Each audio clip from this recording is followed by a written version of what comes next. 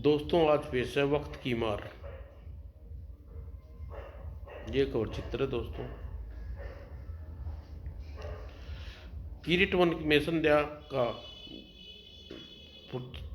जुटपुटा फैल जुटपुटा फैल चुका था। दिन भर वन में अखरोट खेलने के पश्चात जयपुर के राज्य के राजकुमार रत्नेश ने वन में से बाहर जाने के लिए अपना घोड़ा मोड़ा था कि भयभीत हिरणी के समान कांपती हुई एक अद्भुत सुंदरी दौड़ी हुई उसके पास आई। बचाओ बचाओ! युवती की करुण पुकार सुनकर राजकुमार रत्नेश ने घोड़े की लगाम खींची। आह, इतनी सुंदर युवती! लगता है यह किसी संकट में है।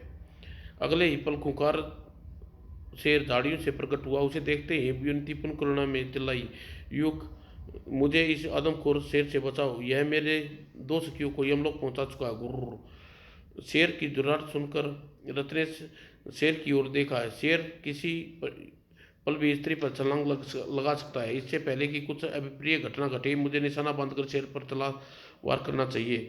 रत्नेश बिना पल गवाए ही तीर कमान पर लगाया और निशाना साधा। जय काली माँ, मेरे निशाने की लाज रखना! और तभी शेर युक्ति पर छलांग लगाई। बचाओ! अगले ही पल रत्नेश के कमान से तीर छूटा और शेर की कोख में जा धंसा। आह! और शेर पृथ्वी पर गिरकर बुरी तरह छटपटाने लगा। कुछ देर बाद ही उसने प्राण त्याग दिए। तभी रत्नेश घोड़े से उतरकर युवती के पास पूछा। उसने युवती का आभार भरी दृष्टि से देखा। युवक, मैं तुम्हारी आभारी हूँ। आज अगर तुम न होते तो मैं निश्चित ही मुझे मार डालता। सुंदरी, इसमें तुम्हारे आभार प्रकट करने की क्या जरूरत है? मैं अभी तुम्हारी मौत नहीं आई थी, इसलिए तुम बच गई। शेर की मौत आई थी, वह तो यह तीर के एक ही वार में मारा गया, वरना जीना तो भगवान के हाथ में है। सुंदरी, केवल मैं तो एक साधन मात्र हूँ। रत्नेश की बात सुनकर युवती प्रशंसा से भरी नजरों से उसकी ओर देखा। नवयुक्त, तुम साहसी होने के साथ बुद्धिमान के प्रतीत होता हो। कौन हो तुम? क्या अपना परिचय दोगे? मैं जयपुर का राजकुमार रत्नेश हूँ। मैं जस जयपुर जयपुरम की राज्य की राजकुमार हो। हाँ, तुमने मेरे कथन का विश्वास नहीं हो रहा? रत्नेश की तिरछी नजर युवती की ओर देखा। नहीं नहीं, ऐसी बात नहीं है, कहकर युवती झेपते हुई नजरों से झुका ली। सुंदरी, मैंने तो अपना परिचय दे दिया, अब तुम्हारा परिचय नहीं जान सकता। मैं प्रशांत की प्रशांत नगर की राजकुमारी वसुंधा। तुम प्रशांत नगर की राजकुमारी वसुंधा हो? हाँ। क्या तुम मेरी बात कथन पर विश्वास नहीं हो रहा? नहीं नहीं, ऐसी कोई बात नहीं है। यह सोच कर चौंका था। तुम प्रशांत की राजकुमारी हो, अकेली वन में क्या कर रही हो? मैं अपनी दो सखियों के साथ रथ में बैठकर इस वन में की स्थिति में गौरी माँ के मंदिर को पूजा करने आती हूँ। आज मैं सखियों के साथ गौरी माँ के पूजा करने आई थी। अचानक ही शेर ने रथ पर छलांग लगाकर मेरी दोनों सखियों को चीर डाला और मैं जान बचाने के उद्देश्य से रथ से कूद कर दौड़ती हुई भागती हुई तुम्हारे पास आ पहुंची। इससे आगे की घटना तुम जानते हो। अच्छा, यह बताओ राजकुमारी, तुम्हारे प्रतिदिन यहाँ आकर गौरी माँ से क्या मांगती हो? ओह, यह सच है, तुम मुंह के बाल बाल बची हो। युवराज, कुंवारी कन्या गौरी माँ से पूजा उद्देश्य करती है, उसे अच्छा पति मिले। तो क्या गौरी माँ ने अभी तक तुम्हारी यह पुकार नहीं सुनी? राजकुमारी, क्या तुम्हें अभी तक सुयोग्य पति नहीं मिला? राजकुमार, लगता है आज गौरी माँ ने मेरी पूजा स्वीकार करने मेरी पुकार सुन ली है। मैं जैसा पति चाहती थी वह इच्छा पूरी होती लग रही है। मेरा इस वन में आना सफल हुआ। राजकुमारी जी, जरा हम भी तो जाने खुशनसीब कौन है तुम्हारी कसौटी पर खरा उतरा। वह खुशनसीब आप है राजकुमार। आज आपने मेरी जान बचाई, इसलिए आज से आप मेरी हर सांस पर आपका अधिकार है। मन मैंने आपको पति के रूप में वर्ण कर चुकी हूँ युवराज। राजकुमारी वसुंधरा, तुम कथन सुनकर मैं अपने भाग्य पर ईर्ष्या होती है। मैं तुम जैसी रूपवान पत्नी पाकर अपने आप को धन्य समझूंगा। हमारा विवाह एक अड़चन है राजकुमारी। वह अड़चन कौन सी है राजकुमार? राजकुमारी, हमारे कुल में रिवाज है कि वर पक्ष वाले कभी रास्ता मांगने कन्या के वालों के यहाँ नहीं जाती। यह रिश्ता लेकर कन्या पक्ष वालों को ही हमारे यहाँ आना होगा, तभी विवाह पक्का होगा। तुम्हारे पिता इस बात की जानकारी कैसे होगी कि किरीट वन में हम तुम मिलकर आपस में विवाह का निर्णय ले चुके हैं? राजकुमार, हालांकि यह विवाह के बारे में अपने माता पिता से स्वयं कन्या बात करनी भारतीय परंपरा के प्रतिकूल है। फिर भी मैं सारी लाज शर्म छोड़कर अपने पिता महाराज से आपके विषय में अपने विचार बताऊंगी, और मुझे विश्वास है पिताजी महाराज सिंहरस अपने दामाद के बनाने के लिए तैयार हो जाएंगे और मेरा रिश्ता लेकर तुम्हारे पिताजी के पास आएंगे। यदि ऐसा हुआ समझो तो हमारा विवाह पक्का है वसुधा।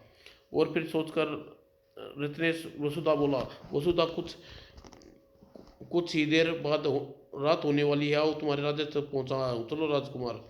और कुछ देर बाद दोनों घोड़े पर बैठकर जंगल के बाहर जा रहे थे और सिर दिए रत्नेश घोड़े पर प्रशांत नगर में प्रवेश किया। राजकुमारी वसुधा, हमारा राज्य आज तुम्हारा राज्य आ चुका है, अब तुम आराम पूर्वक अपने महल में जा सकती हो। नहीं वसुधा, आज नहीं, अब तुम्हारे महल में सेहरा बांध के ही प्रवेश करूंगा। राजकुमार, क्या तुम मुझे छोड़ने महल नहीं चलोगे? सुनकर वसुधा शर्मा कर नजरें झुका ली और रत्नेश ने उससे कहा, राजकुमारी जब तुम जाओ महल में तुम्हारे माता पिता तुम्हारी राह देख रहेंगे। वसुधा रत्नेश से विदा लेकर महल चल दी। रत्नेश भी अपने राज्य की ओर चल दिया। सपन में भी नहीं सोच सकता था वसुधा जैसी अपम सुंदरी मेरी इस प्रकार मुलाकात होगी। अब बेचैनी उस दिन की प्रतीक्षा है जब वसुधा का पिता वसुधा का रिश्ता लेकर मेरे पिताजी के पास आएंगे। और इस घटना को पूरे बीते हुए 10 दिन हो गए। 10 दिन बीत गए लेकिन अब तक प्रशांत नगर के राजा राजकुमारी वसुधा का रिश्ता लेकर जयपुर में नहीं पहुंचे। क्या कारण हो सकता है? वसुधा अपने पिता के विषय में वार्तालाप नहीं की। क्या वसुधा का प्रताप को उसके पिता ने स्वीकार कर लिया? रत्नेश नाना प्रकार की शंकाएं घेर उठा। उसी दिन जब अपने पिता के जयेश के पास पूछा, महाराज प्रशांत नगर राजा हर्षवर्धन आपसे मिलना चाहते हैं। वो आखिर राजा हर्षवर्धन विवाह का प्रस्ताव लेकर आ ही गए। सेवक की बात सुनकर राजा जयेश चौंके। क्या कहा? प्रताप के राजा हर्षवर्धन हमसे मिलना चाहते हैं? जी हाँ, जाओ उन्हें आदर सहित हमारे पास ले आओ। जो आज्ञा महाराज, कहकर सेवक से बाहर निकल गया। और जय सोचने लगा, आखिर क्या वजह होगी जो हरेशवर्धन जो समय चलकर जयपुर में आए हैं, जरूर कोई खास वजह होगी। कुछ देर बाद राजा हर्षवर्धन जयेश के सामने थे। राजा हर्षवर्धन, जयेश जयपुर में आपका स्वागत है। जयेश को आदर सहित हर्षवर्धन के समीप बिठाया। ओ तत्पश्चात कहिए राजन, आपने जयपुर में आने का कैसे कष्ट किया? कोई विशेष कारण है? विशेष कारण ही समझ लिए राजन, मैं अपनी पुत्री वसुधा का रिश्ता आपके पुत्र रत्नेश के लिए आया हूँ। ओह राजन, आपने संबंध जोड़ने के लिए मुझे गौरव की बात है। हम आपका प्रस्ताव स्वीकार है। तो उठिए राजन, हमें गले मिलकर मुबारकबाद दीजिए। एक दूसरे के संधि हैं। दोनों उठकर प्रेम से गले मिले। राजन, आप आने वाली पूर्णमासी के दिन शुभ मुहूर्त निकलवा कर यहाँ आया हूँ। आपकी इस विषय में कोई राय? राजन, हम पूर्णमासी के दिन राजकुमार रत्नेश की बारात लेकर प्रशांत नगर पहुंच जाएंगे। पूर्णमासी के दिन दुल्हन रत्नेश घोड़ी पर चला।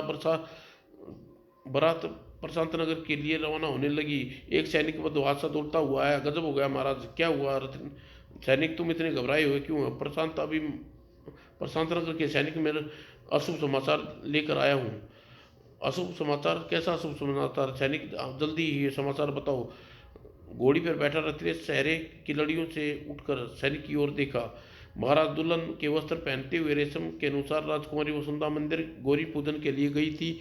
न जाने कहाँ से एक विषधर वहां आ गया और राजकुमारी वसुधा को डसकर चला गया। क्या? और सैनिक का कथन सुनकर रत्नेश घोड़ी से कूद कर वह सैनिक के झंझोड़ते हुए बदवास बोला, सैनिक जल्दी बताओ, राजकुमारी वसुधा पर क्या हुआ? क्या वह बच गई? नहीं युवराज, विषधर के डसते ही तत्काल उसके प्राणतांत हो गया। क्या वह वसुधा मर गई? हाँ युवराज। वो, यह तो बड़ा अनर्थ हो गया है। मेरी प्यारी वसुधा मुझे छोड़कर चली गई। रत्नेश फूट फूट कर रोने लगा। तब राजा जयेश ने आगे बढ़कर समझाया, बेटा रत्नेश, एक राजकुमार हो, इस प्रकार स्त्रियों की भांति रोना तुम्हें शोभा नहीं देता। भू पिताजी महाराज, मैं अंतिम बार वसुधा को देखना चाहता हूँ, प्रशांत नगर जाना चाहता हूँ। ठीक है, हम तुम्हारे साथ प्रशांत नगर चलेंगे, लेकिन महाराज वहाँ मृत राजकुमारी वसुधा का शव नहीं मिलेगा। राजकुमारी मृत होते ही नदी में बहा दिया गया था। वो वसुधा का शव नदी में बहाने पर राजा हर्षवर्धन ने बड़ी जल्दी की। उन्हें मेरे वहाँ पहुँचने की प्रतीक्षा नहीं की। और कुछ देर बाद हर्षलित वातावरण वहाँ मातम सा छा गया। उदास रत्नेश महल में चला गया और इस दुविधा के घंटे एक माह बीत गया। राजकुमार रत्नेश पल भर के लिए भी राजकुमारी वसुधा को नहीं भूल सका। बार बार कानों में वसुधा की आवाज गूंजी, युवराज अपनी जान बचाई है, आज से हर सांस पर आपके अधिकार है। मन ही मन आपको पति के रूप में वर्ण कर दिया। और अपने कक्ष में रत्नेश रह रहकर बुदबुरा उठा, राजकुमारी वसुधा, मैंने मन मन में तुझे अपने पत्नी के रूप में वर्ण लिया हुआ, वादा करता हूँ मैं कभी किसी से ब्याह नहीं करूँगा। तुम्हारी यादों में मेरे जीवन में अनमुक्त नीति है। उसकी दशा देखकर जयेश ने समझाया, राजकुमार आप तुमने अपनी यह क्या हालत बना रखी है। माना राजकुमारी वसुधा असमाक मृत्यु तुम्हें ऐसा बड़ा दुख पहुंचा है, हाँ, पर इसका मतलब यह नहीं तुम जीवन में खुशियां इस प्रकार मुंह मोड़ लो। युवराज उठो, आज तुम्हें हमारे साथ राज दरबार में चलना होगा। पिताजी महाराज मुझे क्षमा कर दे, मैं दरबार में नहीं जा सकूंगा। रत्नेश, हमें नहीं पता कि तुम आज हमारा आदेश इस प्रकार हमारा अपमान करोगे। युवराज, इस बंद कक्ष से निकले हुए दरबार में जाकर बैठो, थोड़ा मन बहलेगा, इसलिए तुम्हें दरबार में ले जाना चाहता हूँ। जयेश के बार बार कहने पर आखिर रत्नेश ने कहना पड़ा, चलिए पिताजी, मैं आपके साथ दरबार में चलने को तैयार हूँ। यह हुई ना बात भाद्रवार जैसी। और जयेश रत्नेश को साथ दरबार में पहुंच गया। महाराज की जय हो। द्वार शक्तिपुर राजपुरोहित राजा शक्ति सिंह, क्या संदेश है। उपस्थित में आपको भेंट करना चाहते हैं, अनुमति चाहते हैं। दरबार शक्तिपुरम राजपुरोहित को सम्मान सहित राज दरबार में ले आओ। राजदूत सम्मान के साथ पात्र होते हैं। वे शक्तिपुरम के पुरोहित स्वयं राजदूत स्वयं आए हैं, इसलिए उन्हें विशेष आदर से दरबार में ले आए। जो गया महाराज। दरबार सिर झुकाकर दरबार से चला गया। तब जयेश और राजपुरोहित ब्रह्मानंद को लक्ष्य करने हुए बोला, पुरोहित जी, शक्तिपुरम के राजपुरोहित यहाँ आना निसंदेह ही विशेष प्रयोजन का प्रतीत होता है। महाराज का कहना ठीक है, आना निसंदेह किसी शुभ संकेत का प्रतीत है। महाराज शक्तिपुरम के राजपुरोहित राजा जयेश के सम्मुख उपस्थित हुए। आदरणीय शक्तिपुरम पुरोहित राजा जयेश आपका स्वागत करते हैं, आपको आदर सहित अभिवादन करता है। चिरंजीव यशस्वी हो भव। जयेश, उसका संदेश हमारे महाराज एवं शक्तिपुरम प्रजा की कल्याणकारी सुखद विधि यहाँ हृदय की अभिलाषा है। जयेश आदर सहित शक्तिपुरम के राजपुरोहित को रिक्त स्थान पर आसन पर बिठाया।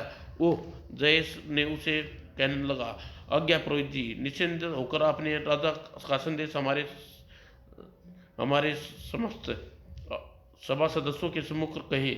मैं वचन देता हूँ, यदि महाराज का संदेश मेरी प्रतिष्ठा अनुकूल हुआ तो मैं अपने प्राण पट पूरा करूँगा। सुनकर राजपुरोहित अपने साथ आए अनुचरण के हाथों में थाल लेकर जयेश के हाथों देते हुए विनम्रतापूर्ण कहा, राजन, थाल में रखी वस्तुएं निश्चित ही आपको प्रतिष्ठा अनुकूल सिद्ध होंगी, मेरा विश्वास है। और जयेश ने दाहिने हाथ में स्वर्ण थाल में पड़ी रेशमी वस्त्र को हटाया और स्वर्ण थाल में रतन जड़ित नारियल और सुपारी और हल्दी की गांठें, रतन जड़ित कटार। यह क्या? यह तो किसी राजा के पास भेजा जाता है जब कन्या विवाह दूसरे राज्य में करना चाहता है। क्या शक्तिपूर्ण के राजा भी यही चाहते हैं? जयेश अभिव्यक्त चक्कर में उलझा हुआ था और जयेश की समझ में जब कुछ नहीं आया तो उसने थाल में रखे पत्र को उठाया और पढ़ना आरंभ किया। राजा जयेश, हम अपनी पुत्री कामाक्षी का विवाह आपके पुत्र रत्नेश से करना चाहते हैं। आज्ञा ही नहीं, पूर्ण विश्वास है कि आप शक्तिपुरम के संबंध राज्यों के एकता को दृढ़ करना और अपनी संस्कृति देकर संयुक्त करेंगे। राजा पत्र पढ़ने पर राजद्रोह पर मुस्कान आ गई। शक्तिपुरम अनुत्तीर्ण होकर बोले, राजपुरोहित जी, यह थाल में रखे नारियल और सुपारी हल्दी की गांठें मैं ने तो मुझे यह अभाव आभास किया, कहीं कहीं राजा शक्ति सिंह ने यह नारियल भेजकर मुझे अपनी कन्या का प्रस्ताव भेजकर मुझ मुझसे अपनी कन्या का विवाह का प्रस्ताव भेजकर मेरी वृद्ध उम्र में का मजाक तो नहीं उड़ाया। अच्छा हुआ यह पत्र में लिखे शब्दों मेरी शंका दूर हो गई। जयेश के कथन सुनकर शक्तिपुर के राजपुरोहित चुप रहे, पर दरबार में उपस्थित चेहरे पर हंसी दौड़ गई।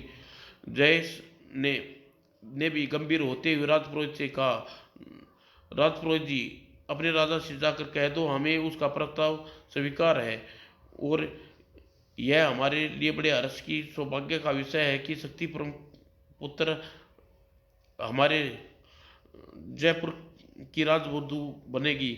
जाओ राजा शक्ति सिंह ने जाकर कह दो कि विवाह का शुभ तिथि निकलवा कर भेज दें और अब विवाह की तैयारी आरंभ करें। जो आज्ञा राजन।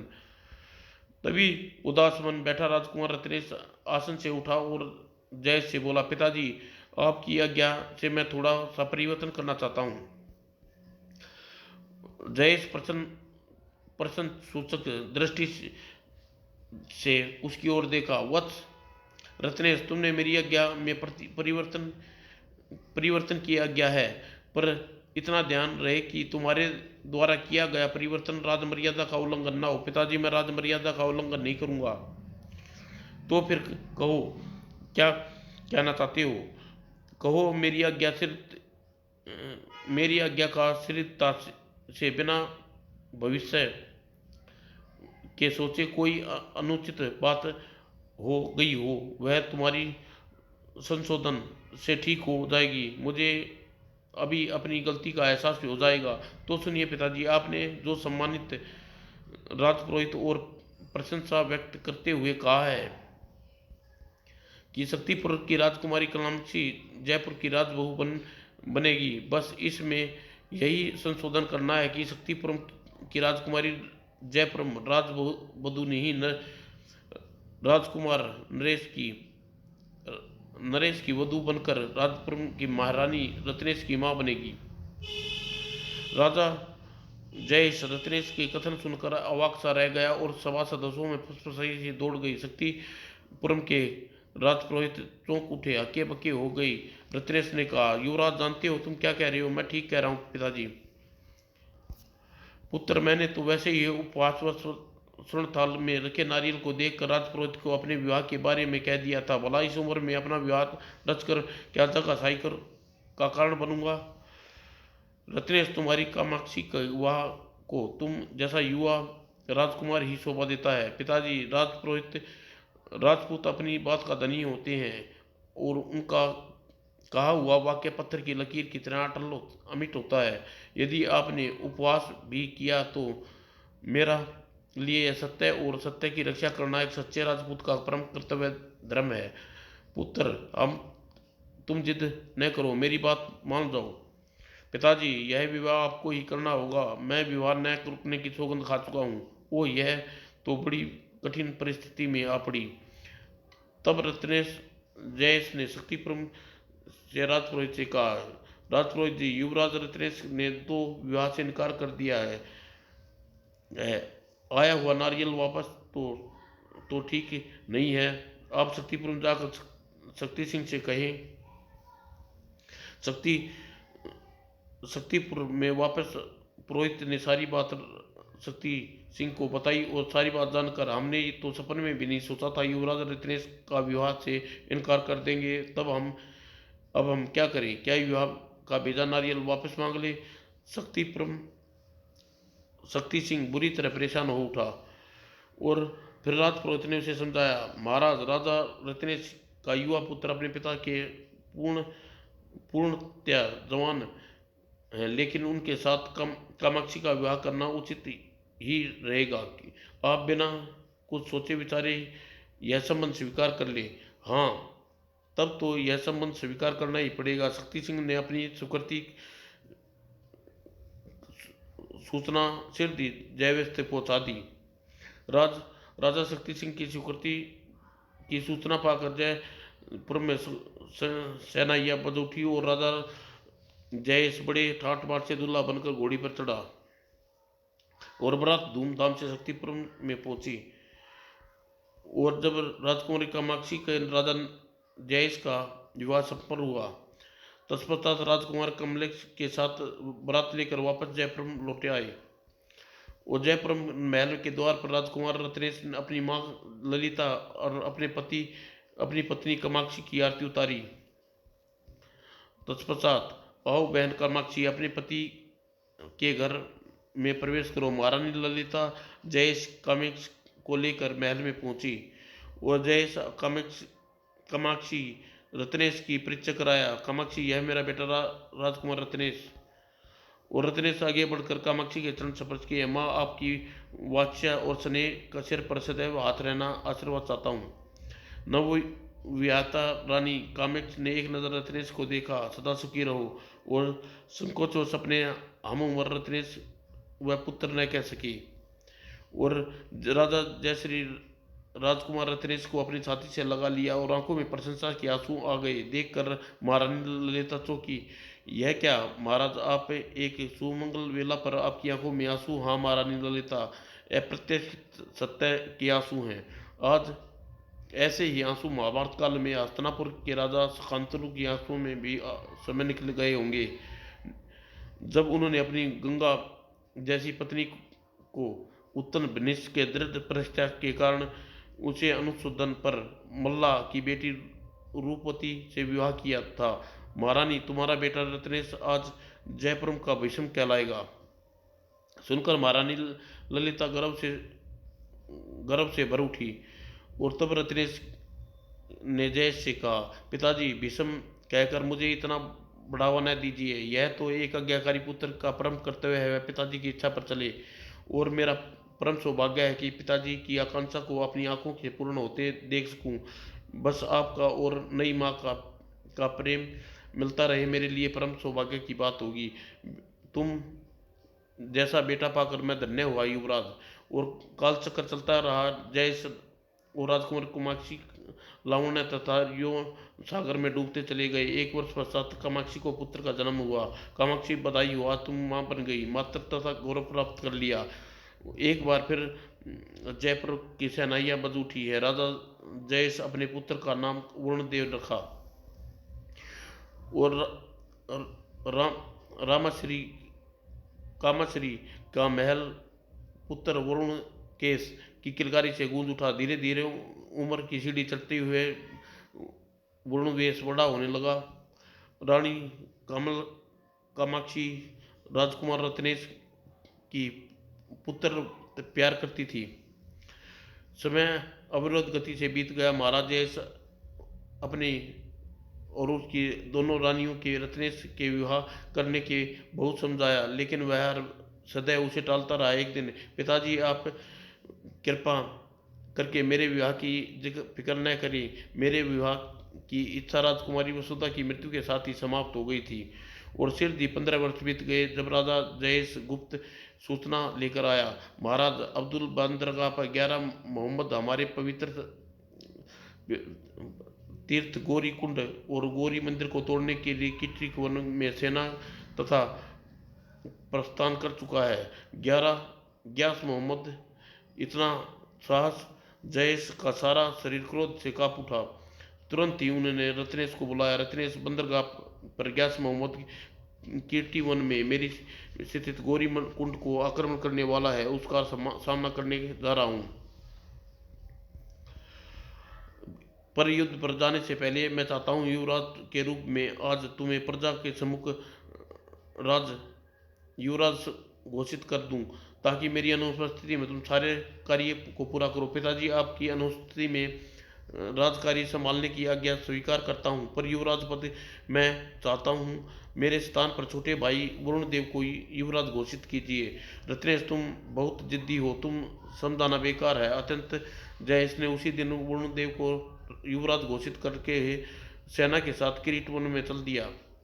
किरीट वन में बाहर आने पर 11 मोहम्मद की सेना में आमना सामना हुआ। सैनिकों, दुश्मनों को मार डालो। आह आह, या अल्लाह, हर हर महादेव, उद्घोष, अल्लाह अकबर का उद्घोष चारों ओर गूंजता रहा। और फिर कुछ देर बाद दोनों ही सेनाएं में लाशों का ढेर लग गया। और तभी जयेश मोहम्मद का आमना सामना हुआ। जयेश, मैं तुम्हें जिंदा नहीं छोड़ूंगा। गयास, तू भी मरने के लिए तैयार हो जा। और दोनों एक दूसरे के युद्ध करने लगे। दोनों बढ़ बढ़कर एक दूसरे पर वार कर रहे थे। तभी आह आह, दोनों घायल होकर पृथ्वी पर गिरे और सिद्धि प्राण दोनों के प्राण तय हो गई। और राजा जयेश वीर गति होते देख उसकी सेना क्रोध की लहर दौड़ गई और बिजली बनकर दुश्मनों का सीना पर टूट पड़ी। एक भी दुश्मन बचकर न जाने पाए। एक एक दुश्मन को पकड़कर सिर कमल कमल कर दो। और उधर अपने बादशाह को मरते देख हमलावर सेना के पांव उखड़ गए, भयभीत होकर वहां से भाग चली। और जयेश के मृत शरीर को जयपुरम ले आया गया। पिताजी, स्वामी और दुखी हृदय से जयेश ने अंतिम संस्कार किया। और तभी कामाक्षी रत्नेश से कहा, राजकुमार रत्नेश, तुम्हारे पिता स्वर्गवास हो चुके हैं। तुम्हें अपने बड़े पुत्र हो, इसलिए तुम जयपुर का सिंहासन संभाल लेना चाहिए। माँ, यह कैसे हो सकता है? जयपुर का राजा मैं नहीं बल्कि वरुणेश बनेगा।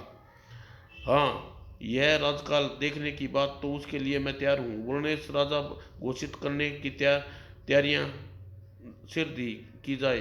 राज सिंहासन ज़्यादा दिन खाली नहीं रहना चाहिए। जैसी तुम्हारी इच्छा बेटा। और अगले दिन वरुणेश ने जयपुर जयपुर का राजा घोषित कर दिया। राजा वरुणेश अमर रहे। राजकुमार रत्नेश की जय। और इस प्रकार धीरे धीरे 5 वर्ष बीत गए। इस बीच वरुणेश का विवाह प्रति नगर की राजकुमारी मलिका के साथ हो गया। उसका पुत्र भी हो गया। एक रात्रि जब रत्नेश सोया हुआ था तो उसने सपन देखा, रत्नेश, मैं तुम्हारा जयपुर में क्या काम? कल ही किसी को बिना बताए जालवन में चले आओ। वहां मिलकर तुम्हारे बिछड़ा हुआ प्रियजन मिलेगा और तुम अपने प्रियजन के साथ जयपुर में वापस लौटना। यह विचित्र सपन देखकर रत्नेश की नींद खुली। मैंने कैसा सपन देखा है? मुझे जयपुर छोड़कर जालवन जाना चाहिए, यही सोच में पड़ गया। और जब सपन में पिताजी ने मुझे जालवन जाने का आदेश दिया है, मुझे माताजी का आदेश मानकर जालवन के लिए अवश्य जाना चाहिए। और उसने कामश्री को ललिता नाम का एक पत्र और श्यामला पर रखा और उसी समय चुपके से महल से निकल गया और जालवन की दिशा में चल दिया। एक सुबह जब दासी रत्नेश के कक्ष में आई, राजकुमार रत्नेश कहाँ गए, तो उसने श्यामला पर पढ़ा यह पत्र पढ़ा। और दासी ने पत्र उठाया और ललिता के पास लिया। रानी माँ, राजकुमार रत्नेश अपने कक्ष में नहीं है। उसकी श्याला पर यह पत्र रखा पाया। इतनी सुबह राजकुमार रत्नेश कहाँ चले गए? और पत्र दासी ने ललिता पढ़ा, मैं मेरी दोनों पूजनीय माँ जयश्री मैं को छोड़कर जा रहा हूँ। मैं अपने आपको बिना मिले राजमहल छोड़ रहा हूँ, इसलिए मुझे खेद है। आपका बेटा रत्नेश। और पत्र पढ़कर ललिता हकी बक्की रह गई। रत्नेश, यह तुमने क्या किया? क्या जाते समय मुझसे अभागिन माँ को जरा भी ख्याल नहीं आया? और फुट फुट कर रोने लगी। और वरुणेश कामश्री को पता चला तो दौड़े हुए ललिता के पास आई। माँ, बड़ी माँ, भैया को क्या हुआ? क्या सूझा? उसने हमें छोड़कर क्यों चले गए? बेटा, मेरी भी कुछ समझ में नहीं आ रहा। रत्नेश यह कदम क्यों उठाया? न जाने रत्नेश कहाँ भटक गया होगा। और ललिता उसी समय गुप्तरों को बुलाया, तुम लोग राजकुमार रत्नेश की खोज में चारों दिशाओं में जाओ। वहां जहां भी वो जयपुर वापस लौट कर लिया ना। जो गया रानी माँ। और लंबा सफर तय करने पर रत्नेश जालवन पहुंचा। पता नहीं जालवन मुझसे कौन सा बिछड़ा हुआ प्रियजन मिलने वाला है। और रत्नेश दोपहर तक जालवन में निश्चल घूमता रहा। अंत में थक कर एक पेड़ के नीचे बैठ गया। लगता है मैंने मिथ्या ही सपन देख डाला। सारा जालवन छान मारा लेकिन कोई नहीं मिला। तभी, अरे, यह बियावन में यह स्त्री कौन चली आ रही है? यह किसी कबीले की स्त्री मालूम होती है।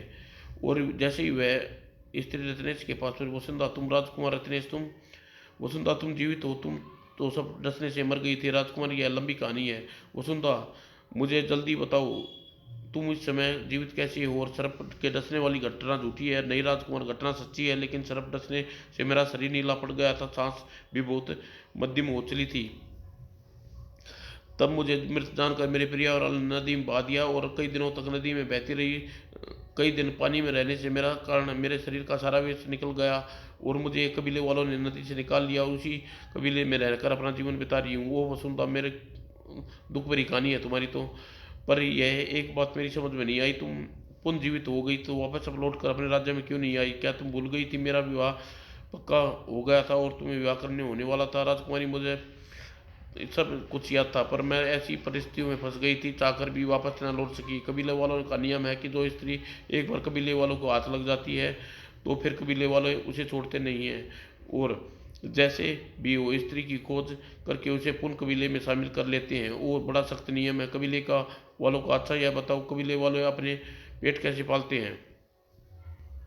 कबीले वाले प्रत्येक स्त्री पुरुष जंगल में जाकर सर्प को पकड़ता है, उन्हें मारकर उसकी खालों को मुंह मांगे दामों में बेचते हैं, अपना पेट पालते हैं। आज जंगल में सांप पकड़ने आई थी और तुम मिल गई। वसुंधरा, क्या ऐसा कोई उपाय नहीं है जिससे तुम्हारे कबीले वाले की कैसे छुटकारा मिल जाए? उपाय तो है रितनेश, पर वह उपाय बड़ा कठिन है। तुम बताओ, मैं तो सही, मैं तुम्हारे लिए कुछ भी करने को तैयार हूँ। अगर तुम इच्छाधारी नाग की मणि लाकर मिल जाए तो सरदार उस मणि के बदले तुम्हें मेरे कबीले कबीले से कैद से रिहा कर सकता है। वो इच्छाधारी नाग कहाँ मिलेगा? वह तो मणि भला क्यों देगा? यही बात तो रत्नेश, वन में इच्छाधारी नाग नागिन का जोड़ा रहता है, पर वह बहुत नेक स्वभाव का है। क्या तुम जानती हो कि वसुधा वह इच्छाधारी नाग इस वन में कहाँ रहता है? हाँ, वह जानती हूँ। तो मुझे बताऊँ, उस जगह ले चलो। अगले ही पल दोनों वहाँ चल पड़े और राह में रत्नेश ने पूछा, वसुधा, तुम कबीले से निकलने का उपाय जानती थी तो इच्छाधारी नाग चिन्ह से मणि में छुटकारा पाकर वापस क्यों न लौटी? रत्नेश, इच्छाधारी नाग मणि से मणि कोई स्त्री पुरुष दोनों को ही एक नाग नागिन के जोड़े के पास जाना पड़ता है।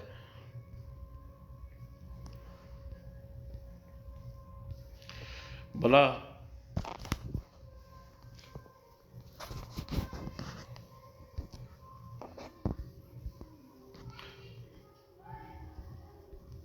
भला कबीले में कौन सा पुरुष मेरे साथ इच्छाधारी नागिन के पास मणि मांगने जाता? इच्छाधारी नाग की मणि उस जोड़े ही को अपनी मणि देते हैं जिसमें विषय में विधान लेते हैं। सचमुच ही उसे उनकी मणि की आवश्यकता है। अगर कोई भी लालची आदमी मणि को मांगने जाता है तो वो दोनों उसे डस लेते हैं। एक एक बार उनके पास वसुधा रुकी। इसी बिल में इच्छाधारी नाग और नागिन का जोड़ा रहता है। वसुधा, मैं उसे लेकर रख दो। दूध का पवित्र पात्र निकालो और उसे बाम्बी के मुंह के पास रखी। वो बोली। इच्छाधारी नाग नागिन बाम्बी से बाहर आकर दूध पी लीजिए। देखिए, तुम्हारे द्वार पर आए हैं, बाहर आकर उसकी पुकार सुनो। अगले ही पल बाम्बी पर नाग और नागिन का जोड़ा निकला और बाहर आकर उसे दूध पीने लगा। वो दूध पीते नाग नागिन मानो में परिवर्तन हो गए। तुम दोनों, तो हम जानते हैं तुम दोनों प्यार का सच्चा प्यार है। हम सगर तुम्हें अपनी मणि देते हैं। इच्छाधारी नाग ने रत्नेश को एक जगमगाती मणि देते हुए कहा, जाओ कबीले के सरदार को यह मणि देकर अपनी वसुंधरा को अपने राज्य में ले जाओ। जो ज्ञान नाग देवता। नाग अपनी असली रूप में आकर बाम्बी में घुस गया और तब मणि को लेकर दोनों कबीले के सरदार के पास पहुंचे। सरदार, वसुंधरा मेरी होने वाली पत्नी है, इसके कबीले में कैदी मुक्त कर दो, बदले में तुम्हें इच्छाधारी नाग की मणि देता हूँ। राजा रत्नेश से मणि ले ली। जाओ बेटी, अपने जाति के लोगों के पास वापस लौट जाओ। सरदार को प्रणाम करके दोनों वहां से जयपुर की ओर चल दिए। वसुधा माँ को जब भी तुम्हारे जीवित देखेगी तो खुशी से बावरी हो जाएगी।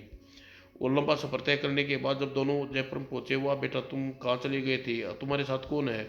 माँ, यह वसुधा है, बरसों पहले इसी से मेरी ब्याह होने वाला था। क्या यह राजकुमारी वसुधा है? हाँ माँ, और बेचारी के साथ बहुत बड़ा हादसा हुआ। मैं आपको शुरू से हादसे के बारे में बताता हूँ।